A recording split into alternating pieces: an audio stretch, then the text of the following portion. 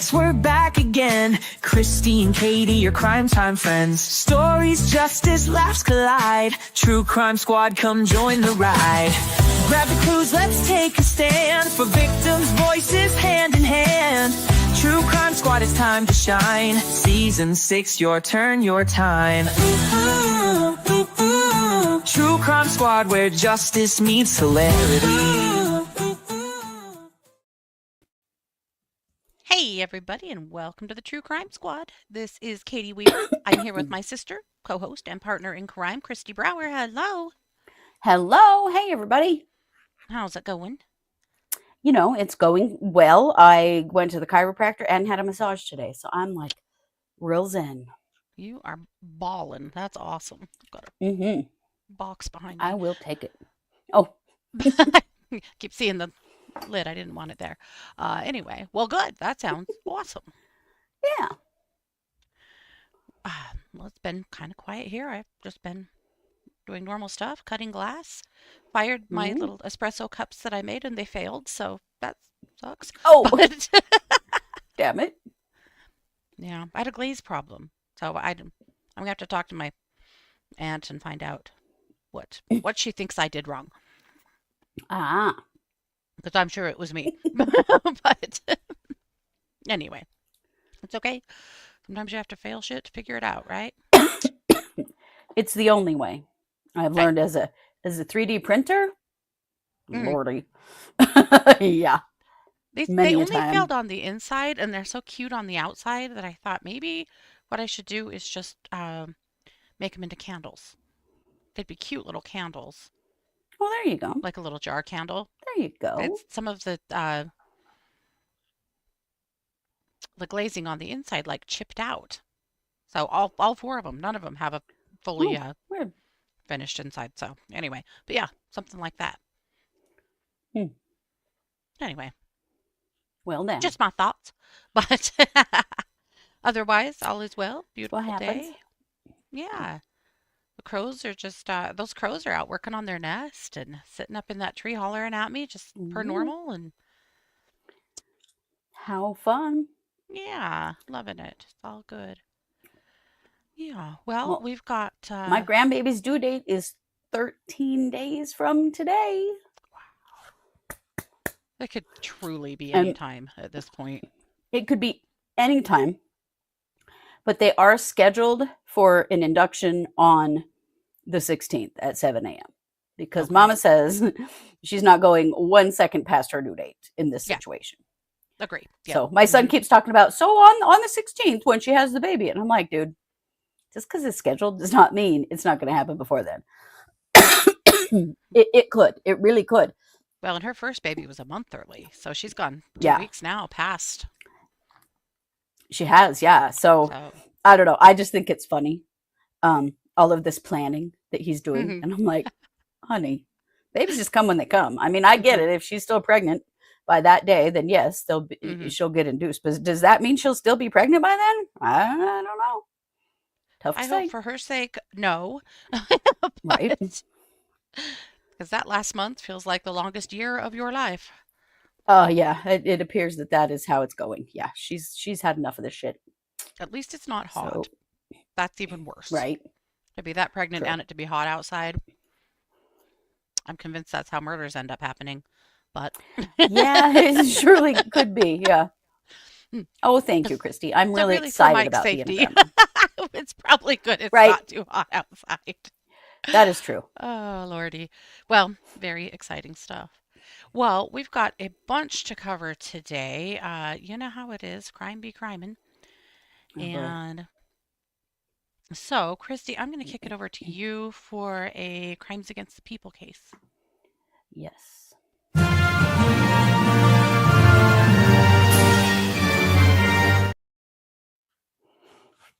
As you know, Crimes Against the People, this gets political.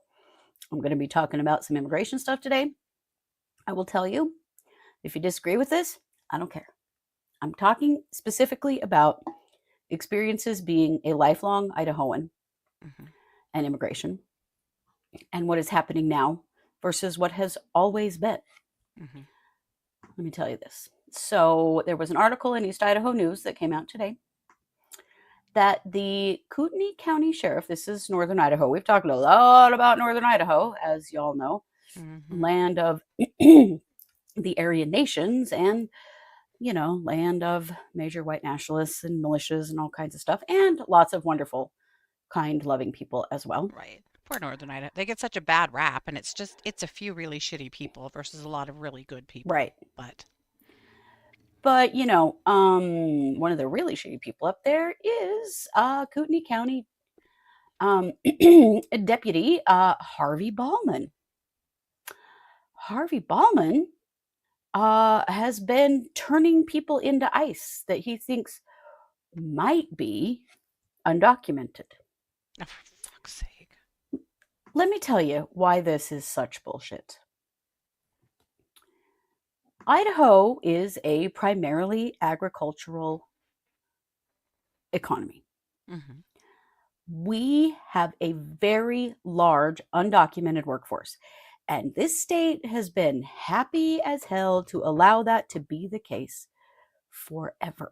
Mm-hmm. And I'll tell you who didn't used to get involved with immigration unless there was a violent crime committed, and that was the police. Mm-hmm. Sheriffs and chiefs of police, they didn't cooperate with immigration. They didn't care if you were here working and you're just living your life, being a good person. Mm-hmm. They don't care, right?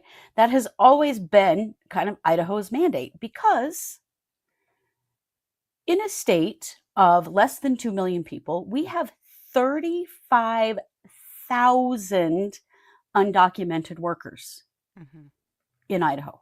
Yeah. That is a large number in our state workforce. Okay. Right. We need lots of undocumented workers to come to this state to work in the dairy industry, to pick potatoes, peppers, all of those things. That has been just a given forever. Back when I worked in domestic violence, and this was 20 years ago, we would get called for domestic violence calls. I worked in 5 rural counties in Idaho. We would get called out frequently to homes that were Spanish speaking, because most of the migrant workers in Idaho are from Mexico. Not all, but a vast majority. Mm-hmm. And we would often we had Spanish speaking advocates, so we would go out and help. I didn't speak Spanish, but I usually went with someone who did, and between the two of us, we could figure out what was going on and what we needed to do to help a person. Mm-hmm. And what we would find is that often law enforcement would call us and say, hey, this is going on in this household. The victim doesn't really want to talk to me because she's afraid I'm going to turn her into immigration, which, by the way, they never did. Mm-hmm. So will you guys come and see what you can do to help her? Now, I will tell you that domestic violence, violent offenders got deported all the time and always have. That's not unusual. But just being undocumented and existing in this country was not something that mattered in the state of Idaho. Idaho has always been happy to take advantage of, honestly, an underpaid, overworked workforce of migrant workers. Well, and now labor laws in Idaho give a lot of leeway to the agricultural community. They don't have to pay overtime. They can work. The child labor laws are a little different. There's a lot of ways that all of our labor laws are geared towards helping out the agricultural community. Always have been. Right. And relying on this large workforce of undocumented people, and the law didn't care unless you were out harming people. They didn't care. Mm-hmm. Okay. So for someone to come out in law enforcement and publicly say, hey, I got a lot of work for you, because that's one of the things he said, because what a dick. Mm-hmm. And he's turning over people that he thinks are undocumented. That is very scary, because as we know, Americans have been deported. Profiling brown people then? Right. Yeah. Profiling people. Let me tell you a little bit about the undocumented workforce in Idaho, because I think it's important. If you are a state with a lot of agriculture, or if you're a state with a lot of construction, you probably have a pretty large migrant population. In Idaho, we've had around 35,000 people in our workforce for the last 15 years, easily. They bring in their own income and then spend back out in our state about $570 million a year. Yeah. That's a lot of money in our economy. Well, for sure. And don't think that they aren't paying taxes. They are. No. So this is how it worked. My husband was a farm mechanic for a long time, a diesel mechanic on a big, big local farm. I won't say their name. But he was the only guy from Southeast Idaho that worked on the farm. The rest of them were all from Mexico or from South America. And he said it would crack him up because he'd get the paychecks and go to hand them out. And the name that you called this guy might not be the name on his check. So he'd be like, wait a minute, who's Jose? You know, and then another guy would come forward. That's me, right? Because they're using somebody's social security number. So they're paying taxes. Some of them are. Some of them are. This is how it would work. That's not the only way they pay taxes, though. No. You can actually have a tax number and pay taxes into the system, even if you are undocumented. That's possible. Yeah. In 2014, which was the last year that I could find documentation for, migrant workers paid $26.3 million into our economy in sales tax, property tax, and state income tax. That isn't even federal, because they do pay federal as well. Mm-hmm. Like, this is a huge number in our economy. Huge. Also, the dairy industry, of which Idaho is ranked about number 3 in the country for milk and cheese production. Oh, yeah. Approximately 92% of, let's see. Oh, I'm sorry. I'm looking at the wrong thing. Let me pull up the right thing here. Here we go. No, what am I trying to say? Oh, okay. Of undocumented people living in Idaho, 92% are working age adults. Yeah. 86% are working. 78% are from Mexico. 58% speak English well or very well. And 48% have a high school diploma or some college. These are not criminals. These are just regular people having their families, trying to live their lives. Yep. Right? 90% of Idaho dairy workers are born outside the U.S. and Spanish speaking. 78% of Idaho dairy workers are from Mexico. The dairy industry in Idaho will be absolutely decimated if we get more of this bullshit in our state. I cannot believe that we've got law enforcement, and trust me, that law enforcement guy right there, he's not an Idahoan. He's not from here. No. We have all these people, because the ones who are from here recognize the damage it would do. It's not even that they care so much about the people. It is that they recognize the damage it would do in their communities. The Idaho legislature is trying to force enforcement, as well as now we have law enforcement saying that they're going to cooperate with ICE. Not on people who are criminals. Remember, this is just anyone. Okay? Any random person. Yeah. I worked with many women over the time that I worked in domestic violence who had undocumented husbands, who were batterers, who were deported because they were batterers. Yep. Now, the victims were not deported, and actually there have been ways for victims to become citizens or to get green cards. There's been ways for victims of violent crime who are undocumented to be able to stay here. Now, what we're seeing is that anybody who is undocumented is a target as though they are a criminal. First of all, they're not. They've been contributing to our society for a long time, as we know. Second of all, this deputy in Kootenai County, he's not checking to see if any of these folks are violent criminals. He just thinks they might be undocumented. And so he's turning them into ICE. This is the most disgusting and hypocritical bullshit I have ever seen. Well, it is because he's And not the the only one. weaponization of law enforcement Mm-hmm. against people who have heavily supported the Idaho economy is such bullshit. Mm-hmm. Right, because yeah, he's not the only one. He's just an example that Well, this is but it happening. We've also, never seen this happen before. right. And this is also just like in, your example about women in domestic violence. Guess who's not calling 911 now? Guess who's Yeah, not getting protection that they need now? right. Right? They're not. And they already weren't in a lot of ways. There was a lot of Oh, fear. a We lot of would fear. hear through the grapevine, through our Spanish speaking staff, about situations that were happening that we would get involved in that hadn't even been reported to law enforcement Mm-hmm. out of fear of being deported. Yep. Can you imagine now what is happening in situations like that? People aren't getting health care. They're not getting protection from the law. They're No. no, it's And terrifying. for what? For what benefit?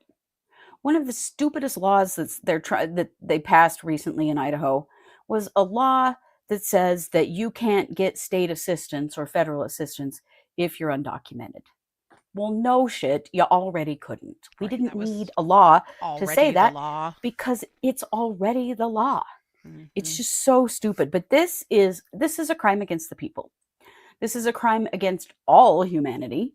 It is also just a crime against Idahoans who have Yeah. always taken a pretty lax view on immigration because of how it has benefited our state. It's such hypocritical bullshit. It just makes me so angry. And to Mm-hmm. think about women and children that are in abusive situations that have even less access to help now than they ever have Mm-hmm. before. Yep. This is Very wrong sad. on every level. Mm-hmm. You should check and see what's happening in your state. You should also check and see how much of your workforce is undocumented because this has Yeah. been the thing in the United States for a very long time. This is not new. That if you were just living No. and working here and contributing to society, nobody cared. Mm-hmm. And suddenly now, all these folks are being villainized. They're not criminals, you guys. If they were, they'd be out of here. Mm-hmm. And the vast majority aren't. They're just regular Right. people living their lives, raising their kids, trying to pay their Yeah. bills. And now they're literally being terrorized by our government. The Yeah. same government that has benefited from their existence Heavily. forever. Yeah. Yeah. But you should look and see what are the stats for your state. You might be very surprised. We Mm-hmm. only have uh, less than 2 million people total in Idaho. Mm-hmm. 35,000 of our workforce are undocumented people. That is a huge number. I'd be curious to It hear what your is. states are too. But please be aware and be aware of how these kinds of things affect victims of crime and how much less safe people are now, Mm-hmm. not from immigrants, but from the fact that they don't even dare seek out help. Yep. This is wrong and on every level. It is. Because the crimes that are happening against them, sure, they could be happening by another undocumented person, but guess what? They could just as likely not be. Right. And, Statistically, undocumented people are actually less likely to commit right. crimes than United States citizens. Hmm. But when you have people who are willing to abuse and they know that the person that they're abusing doesn't dare call the police, what do you think Right. happens? Right. It gives them so much more power. Yeah. It's disgusting. It's just sickening and scary. And I feel like we have to say something. And I feel like we all have to say something Hmm. and become aware of how this is affecting people in our state. Because Yeah. obviously, this is Idaho is an agricultural state. Yeah. How is it affecting your state? Yeah. And with that, Katie, I'm going to kick the mic to you for our main case. Okay.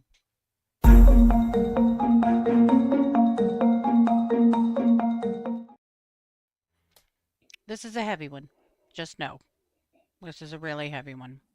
But I can't not report on this case. This little girl deserves, well, she deserves it all. So we are going to report on this case because I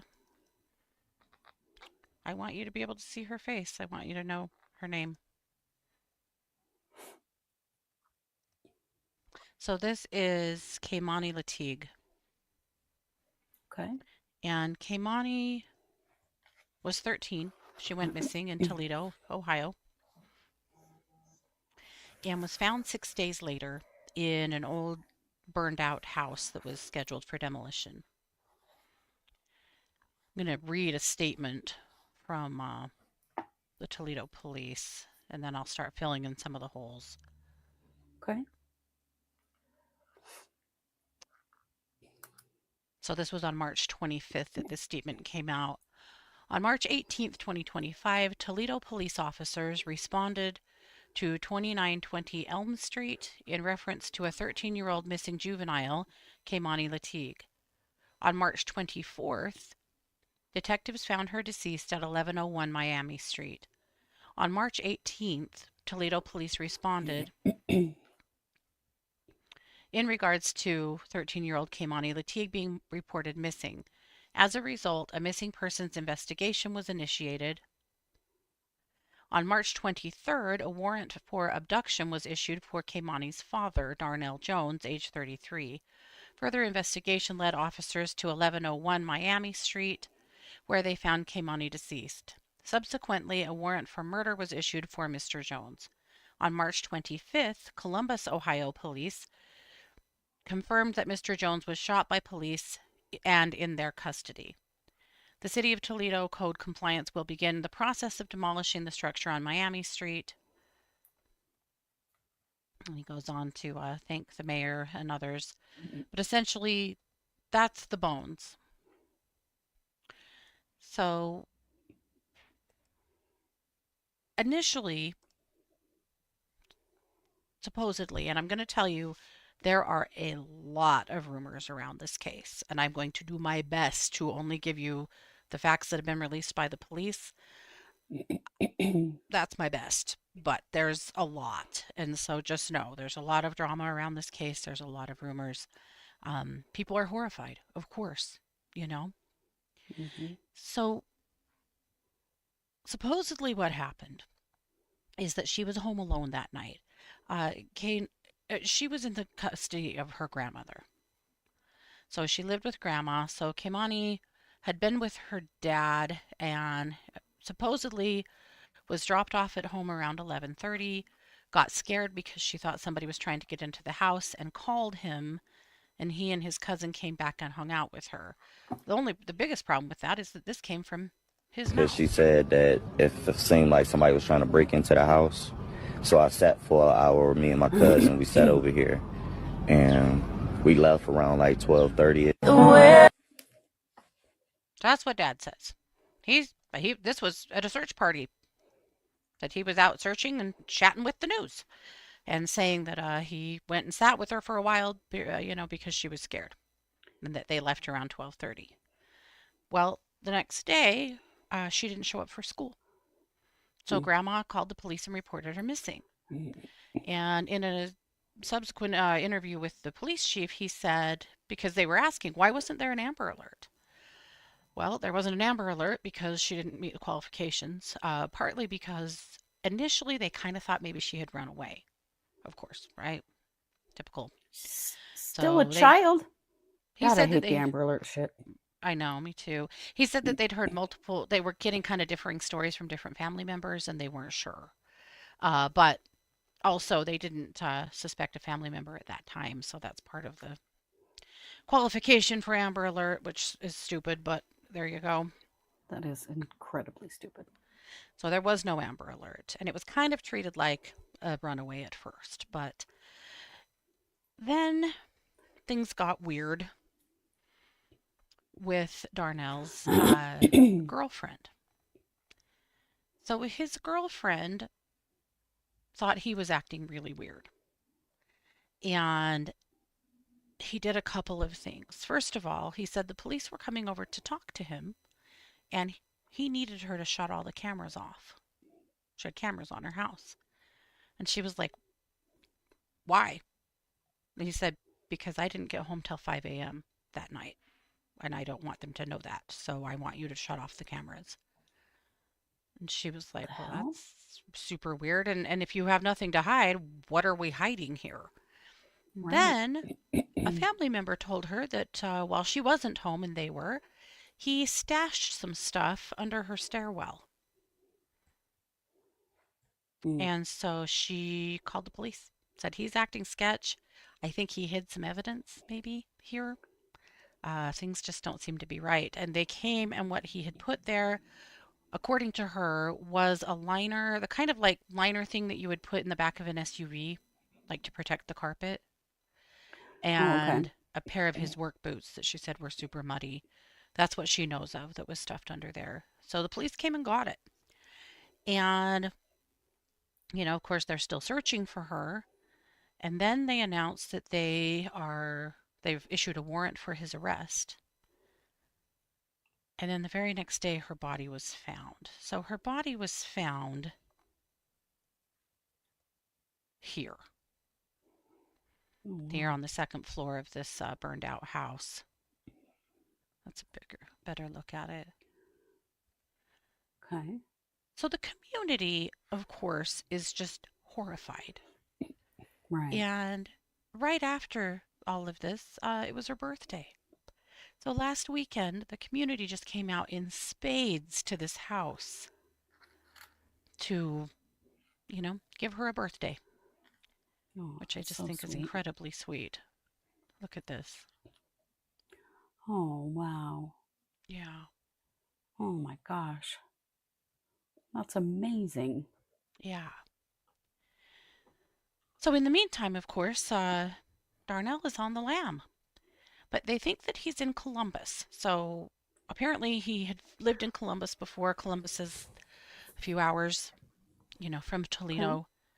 And so they've been watching for him and they think that they have an idea on where he's at. And an officer sees him walking down the street. So he hops out of his car, and I'm going to show you a video. It might be a tiny bit traumatic. I think it'll be okay. Let's see. I have a lot of footage up. Let's see. She said that if Nope. Come here, man. Here we go. What's your name? Kill me. Dude, show me your fucking hands right Kill now. me, bro. Pull your I'm fucking gonna hand pull out. it on myself. I swear to God, pull your. Oh my God. Shots fired. Shots fired. Dennis in a second. Get medic, please. Kill me, bro. Kill me. Dirty coward. That was Kill an me. attempt of suicide by cop, I believe. Obviously, He's wow, fine, yeah. however. He's injured and, was taken. There was a medic that was on scene and managed to, get him to the hospital and he's going to live. But further into the video, as they're trying to get him stabilized and get him arrested and moved, transferred, he keeps saying, just let me die. I just want to die. Just let me die. Yeah, I'll bet you do. I'll bet you freaking do. So now, of course, he has a charge for trying to get in a shootout with a police officer. And yes, he did have a firearm on him, in case you're wondering. That wasn't just a fake. He did have a gun. Yep. Which is problematic because he's a felon. And I'll give you a little bit more info on his criminal history here in just a minute. But so then the Toledo Police Department did not do a press conference. They just released that statement that I already read you. But the Columbus police did. Murdered, raped, had her hands cut off, and her throat almost cut off. This is an absolute animal that came into our town.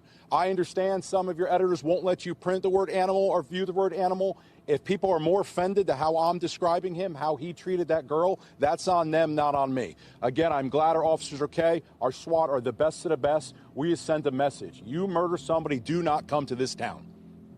I'll answer. Raped her, cut off her hands, and cut out her throat. My God. Why? And I know The there's no answer Toledo to that question, police but chief was then interviewed and said that he was really shocked that they released that information. Uh, the Columbus police chose to release that information because the Toledo Police Department had not released that information. So that's created kind of, more of a firestorm for them. But that's sounds like that's what happened. So the autopsy is back now, and we know from the autopsy that she did die from her throat being cut. God, She wasn't found for 6 days, so yeah. Was this immediate or? Right. So doing a little bit Do they more know the digging. order in which those things happened to her? Right. Doing a God, little bit that's more awful. digging into Darnell. This is a video that he posted on social media in 2019. And that's the reason why I keep going through all of this shit. Because he keep putting me through the test. When is the test gonna be over, bro?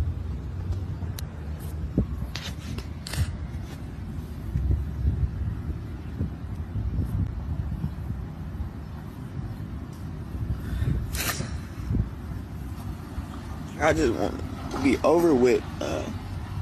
I hate the way I think. I hate the way I see things. And all I do is sit back and try to just act like I don't see shit. Because if I do something about it, I'm going to jail. I'm the one getting in trouble.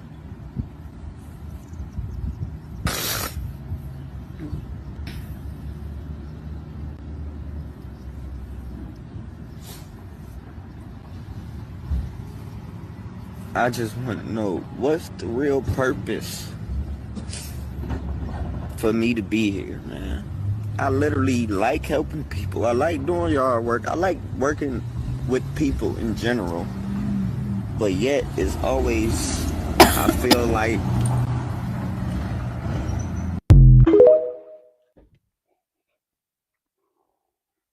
It does seem like he had some pretty significant struggles. Yeah. Yeah.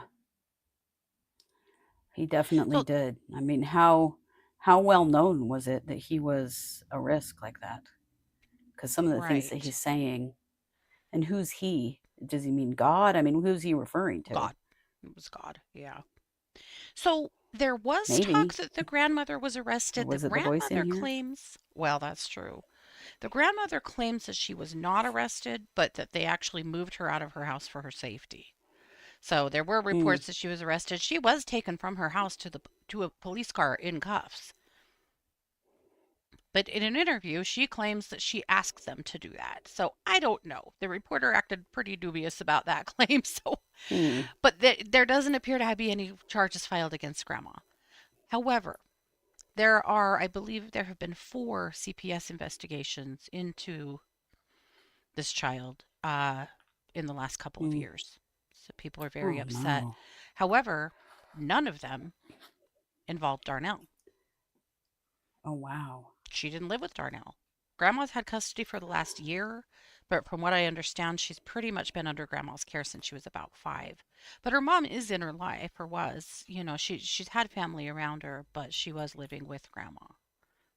Sounds like a parade of shitty adults if there's still CPS cases going on. Yeah. Damn. Yes. Boy. So sad. I wanted to give you a little bit more of a background of his criminal history.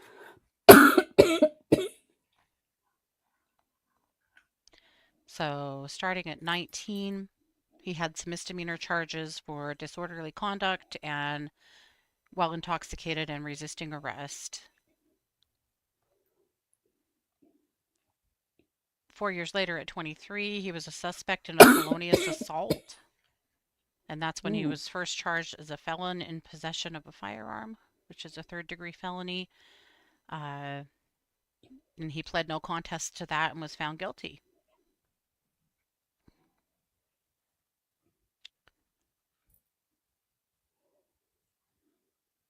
couple months after that, still in 2017, he was charged with assault.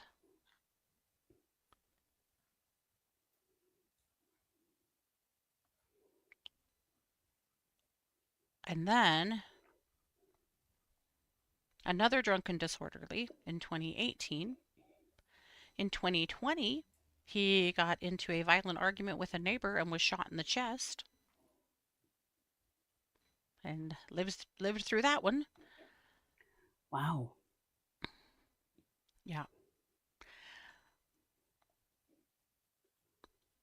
And unfortunately, there was also a domestic.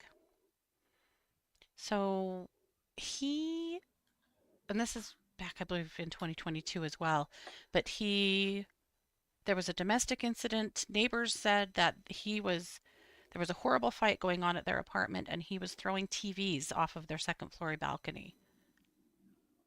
TVs multiple? Whoa. Yeah. TVs, multiple TVs, other things.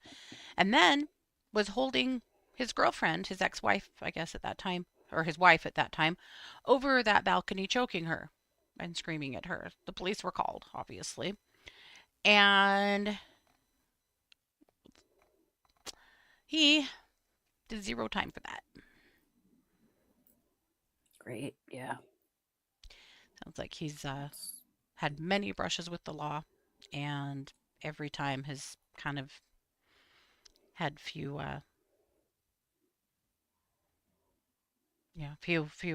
repercussions, and he apparently just seems to be getting more violent because now he has raped and murdered his own child.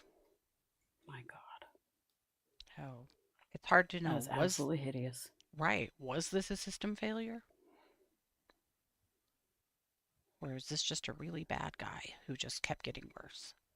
A really messed up guy that kept getting worse. But well, the things that he said about how he sees things and how his brain works, and if he does anything, then he's in trouble, really makes me think he has bouts of psychosis. Right. I know. Me too. Me too. But that is hideous. Oh, my God. That poor little girl. Terrible. Terrible. So for Keimani, it just doesn't really matter because this happened to her. So we'll keep an eye on this. There are things we don't know yet. The police, the chief in an interview, the reporter said something about there being a lead that drew them to this house, where they found her body. He wouldn't acknowledge that there was a lead. He just said this was just through a lot of really good police work. So, but they have had a lot of leads. So we don't know for sure, but we do know that the girlfriend, I think, pretty much cracked the case by reporting to the police his weird behavior, wanting to turn off the cameras. She also said that she pretended to turn off the cameras, but she didn't really, because he was acting weird as hell. What would turning off the cameras do? Like, they've already recorded you, bro. Like, yeah. You know what I mean? Like, I have cameras. I could just go back through the timeline. Yeah, that's some weird turning them off doesn't stuff. Yeah. Yeah.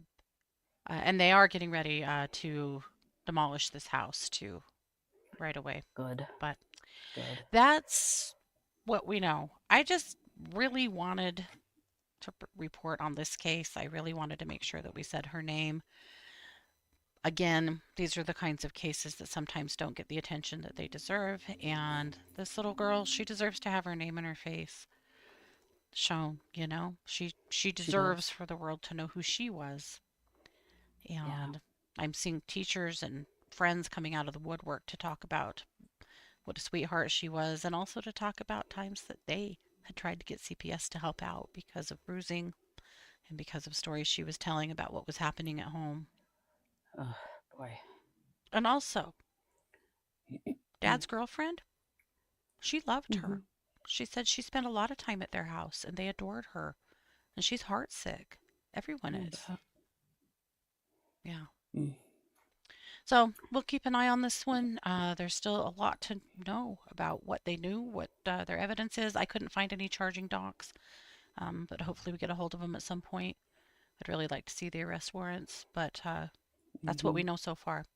So, and again, there's a lot of rumor, there's a lot of conjecture in this case, so we're just doing the best we can with what we can gather from the police department themselves, as well as gently through the press, because there's a lot of rumor in this case. Sure. But Sure. so if we got something wrong, I apologize. Or if you heard something different than we did, that's easily could have happened, because this case is moving fast and there's a lot of information out there, and Well, not and you've all of got it's two different accurate. police forces reporting information, and That that gets gets confusing. problematic really fast. Mm-hmm. Yep. So with that, I'm going to kick it over to you for some serial killer news. No, this is death penalty news.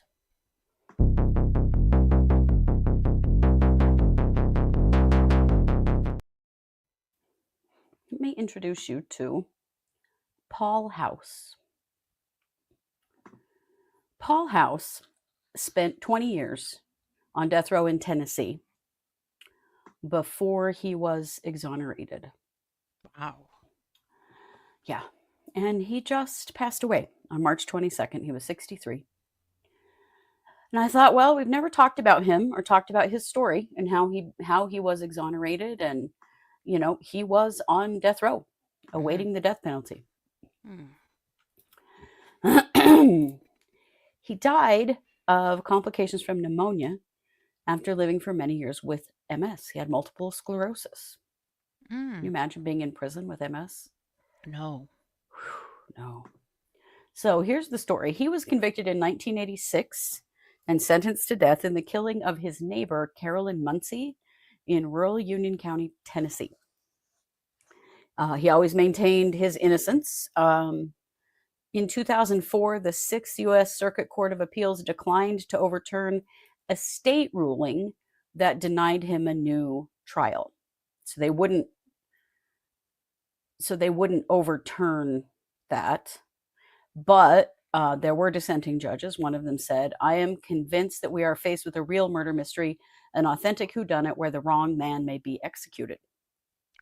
His case eventually went to the U.S. Supreme Court in 2006, and the Supreme Court concluded that given the DNA evidence that they had now in the crime, that he would not have been convicted if that evidence had been available.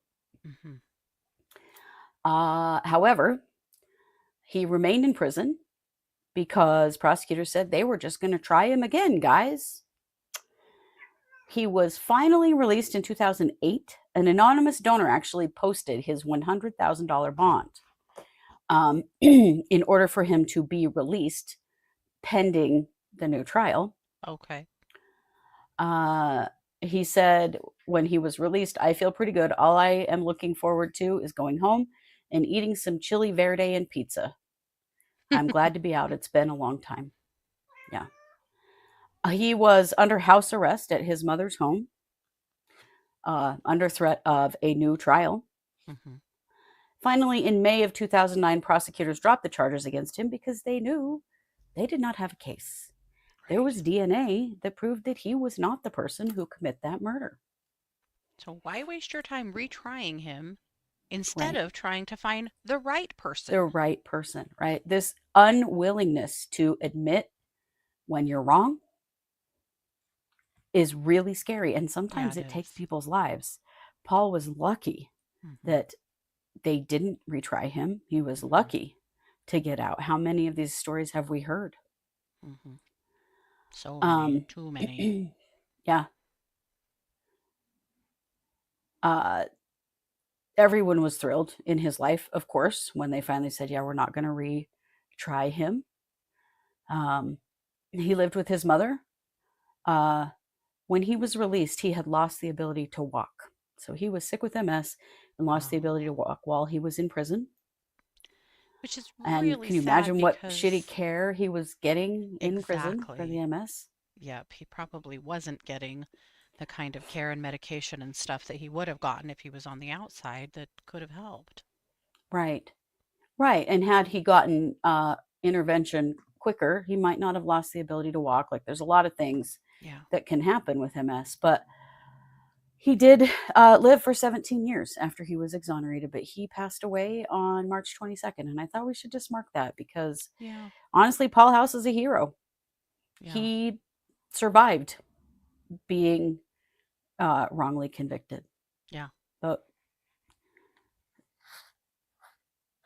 the inability of our legal system to admit when they're wrong and the willingness to put people through horrific things, sometimes even the death penalty, even when there is a question about whether a person did it or not, is such a hindrance in our legal system. It's such a hindrance to justice that if you're wrong, you're wrong.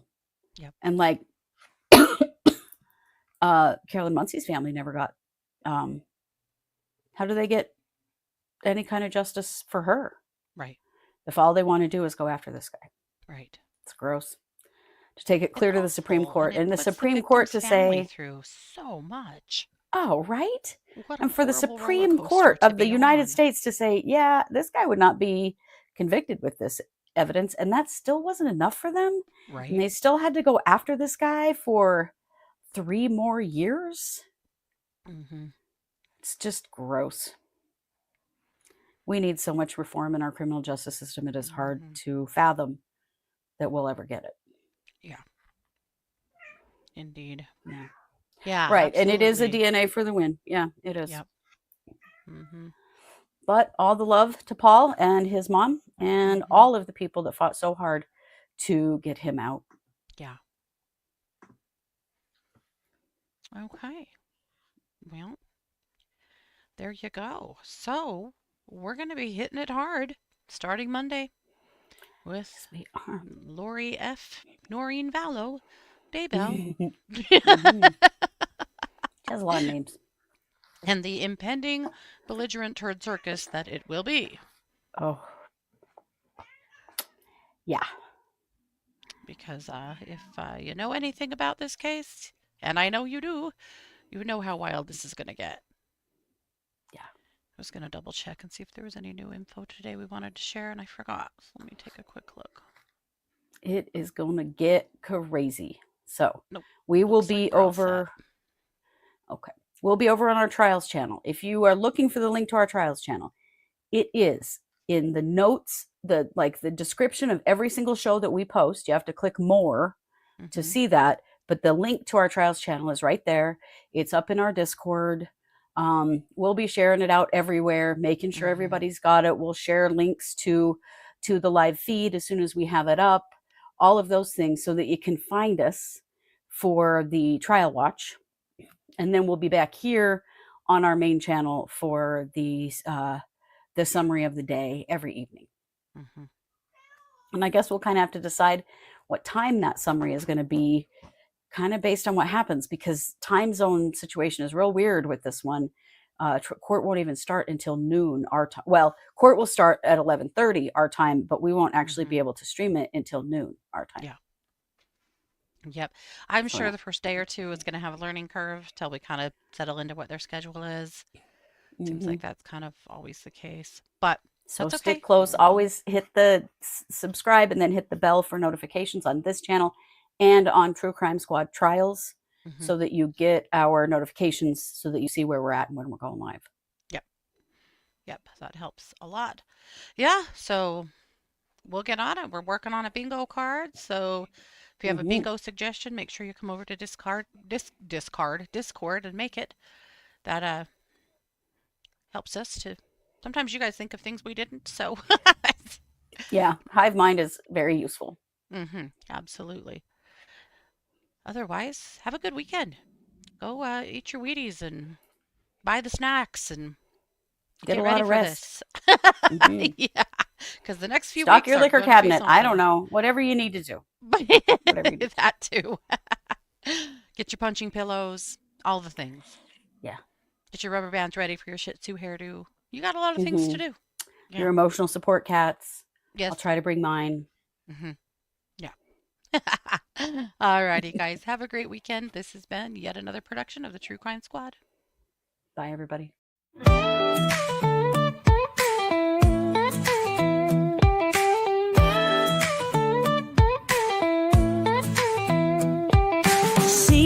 6, we're back again. Kristi and Katie, your crime time friends. Stories, justice, laughs collide. True Crime Squad, come join the ride. Grab the clues, let's take a stand. For victims' voices, hand in hand. True Crime Squad, it's time to shine. Season 6, your turn, your time. True Crime Squad, where justice meets hilarity.